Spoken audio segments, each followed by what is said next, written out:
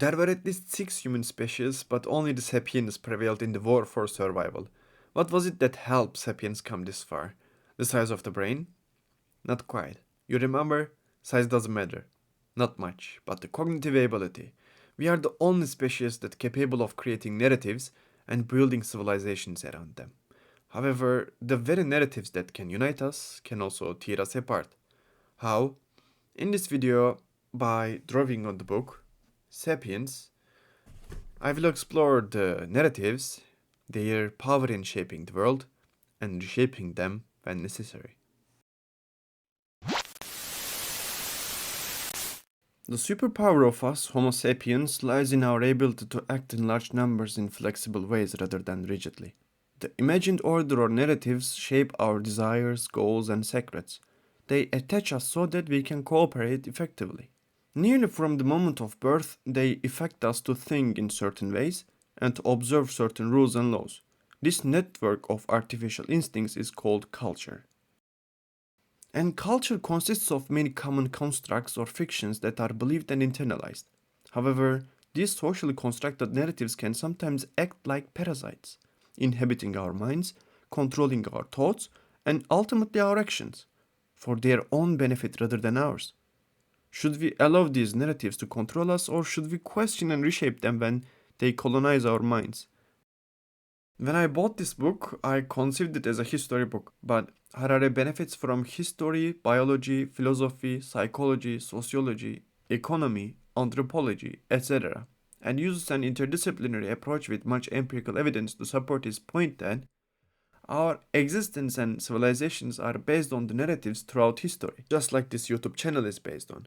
So, throughout this video, my thoughts will be highly based on this narrative of the book. But I want to clarify something from the beginning. My point is not related to an ambivalence of postmodernism implying that everything is a lie or everything is up to our way of conceptualization or interpretation. Let's overcome it. Some things are not social constructs. Pain, suffering, death are some of the serious ones. We are unique because of our ability to create and believe in shared stories. I think some of them are silly, like astrology or NFTs. Still, common narratives such as Aboriginal Dreamtime stories, fairy tales, myths, and legends are glues that unite people. This is the reason why human beings rule while baboons are locked in zoos. Because thanks to the narratives, we can cooperate in large groups. What do I mean by narratives? You can think of them as stories, fiction, social constructs, and sometimes myths and lies. They are human inventions that present us certain things in certain ways. Some of them are there to keep things under control or keep things organized for particular aims. But there are also science and objective truth. They are not stories or social constructs. They cannot be changed. I will elaborate. Human babies are miserable beings. They don't have other functions than crying, being loud, and occasionally being cute. Unlike other animals which can walk, swim, or fly within hours of birth, human infants require years of intense care.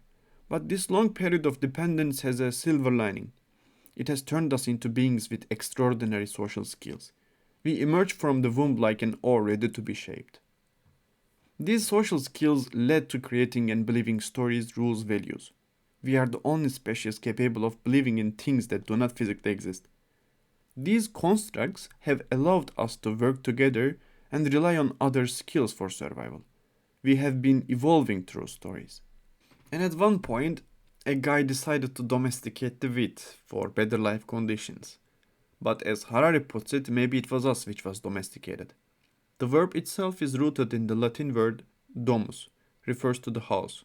It might bring some advantages like security and luxury for elites, but to some it is history's biggest fraud as life has become more difficult, more in danger. And there was no going back. Luxury becomes a necessity and tends to spawn new obligations.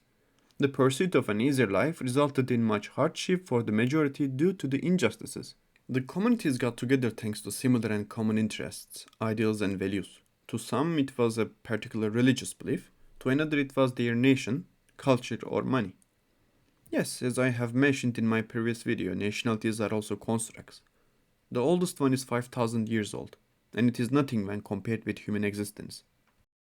We thrive thanks to shared narratives. Concepts like law, money, nation can only exist within the collective imagination of human beings. These concepts are upheld and passed down to make certain systems function. Take money, for example. It's a legal fiction that we all agree to believe in. This belief enables us to exchange our labor for services or goods such as bread, rice, wine, internet access, to subscribe and watch this kind of videos and explore the idea of social constructs. However, some constructs do not always serve this kind of noble purposes. Football unites us, turning strangers into teammates as we cheer or yell at the ref in harmony. It's a human made construct that brings joy and belonging. But like any creation, it is not perfect. Being a fan is fun, and it is fine. But passion can spiral into chaos, hooliganism, and violence. Maybe it is time to ask, are we controlling the game or is it controlling us at that point? Yet, some constructs make football seem downright kind. For example, colonization. As Harari states, the story that black people are inferior has been told and masses believed or wanted to believe. As a result, many were enslaved for years, especially at sugar plantations, so that Europeans could enjoy their sweet tea. 2 centuries of slavery resulted in poverty for black people. It has been more difficult for black people to get a good education and a well paid job. Living with these disadvantages gave rise to cultural differences. Violence, theft, disease, and cleanliness became a matter of the consequence of social stratification, or just another story, not race. After years, since most of the jobs were occupied by white people, it reinforced the belief that black people were inherently inferior, like the story of Frankenstein. An example: Cleaning King, a black student who applied to the University of Mississippi, was forcibly committed to a mental asylum. The presiding judge absurdly ruled that a black person must be insane to believe they could be admitted to the university. The story has been changed through time though, because there were not so many believers and they found a better one, a better story for themselves. So now some people have some similar motivations. For example, now neo-racists don't say it is in their blood, they say it is in their culture. We, like other social mammals, can feel closer to our social group. So sapiens instinctively divide humanity into two parts, us and them. But hate of any social group and trying to rationalize is a human invention. Being different doesn't mean that we need to be rivals, as it is happening in Palestine right now. Wars are rarely about territory or food.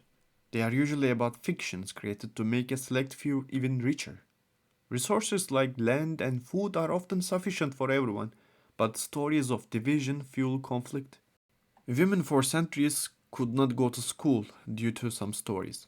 They were acted and have been acted as objects in certain places in the world.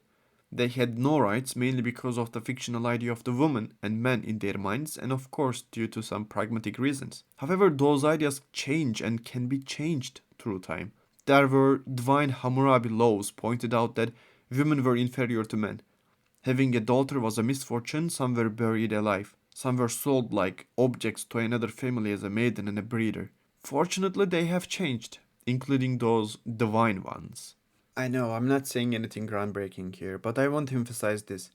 The relationship between these narratives and our oppression, dichotomization, and otherization should always be taken into consideration. These narratives shape how we justify harm, often without us even realizing it. Another story that affects us dramatically is the story of consumerism. It has worked with the help of popular psychology. Ending is better than mending. Oh, sorry, it was another fiction. The popular psychology. Just do it. Advertisements tell us we need to buy things, experience things, and be romantic to achieve happiness and contentment. Indulge yourself, it is good for you. Stay greedy. Frugality, that's a disease you need to cure. You deserve better. Become your best self. Don't be like everyone else, they are boring.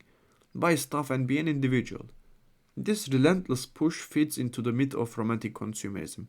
Why? Because supply started outpacing demand, and a new problem emerged. Who is going to buy all this stuff? It turned us into modern slaves and zombies. But did it really make us happier or make life easier? Maybe for some people, sure.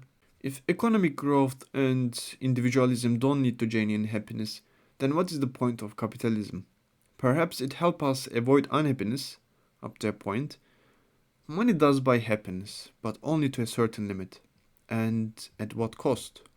A topic for another video. It is also a myth that money is the root of all evil. The market always prevails, that's just another one. Throughout history, religious fanatics, concerned citizens, and revolutionaries have all managed to reshape the economy. If these inventions, developments, consumerism do not make us happier or our lives easier than a caveman's, what is the point of growing for the sake of growing, just like a parasite? Harari doesn't try to idealize the ancient times. There were human sacrifices, death sentences, child immortality, fatal accidents, you name it. But he challenges the myth that technological progress guarantees prosperity and happiness. Even today, millions of people lack basic resources, a safe home, or access to medical care for treatable illnesses, all due to the cruelty of systems we have built. So, can we really say we are better off than our ancestors? In Paleolithic period, average life expectancy was just 30 to 40 years, but this was due largely to the high incidence of child mortality. The typical peasants in many countries, however, just eat one type of food in the breakfast, lunch and dinner. If they were lucky and were an ancient forager, they could consume dozens of different foodstuffs. They could also have less chance to get an infectious disease because most of the infectious diseases, smallpox, measles, tuberculosis, originated in domesticated animals and were transferred to humans. Oh, and they worked on average just for 35 to 45 hours a week. Talk about work-life balance. There are three types of truths: objective, subjective, and intersubjective. Objective truths exist independently of human belief. Whether you accept them or not, they remain true. Take Marie Curie, for example. Radioactivity didn't care whether she really cared its danger. It still killed her. Subjective truths, on the other hand, depend on individual consciousness, emotions, and beliefs, like having an imaginary friend. Then there is intersubjective truth, which exists in the shared beliefs of many people, like corporations, laws, or money. Money is a prime example.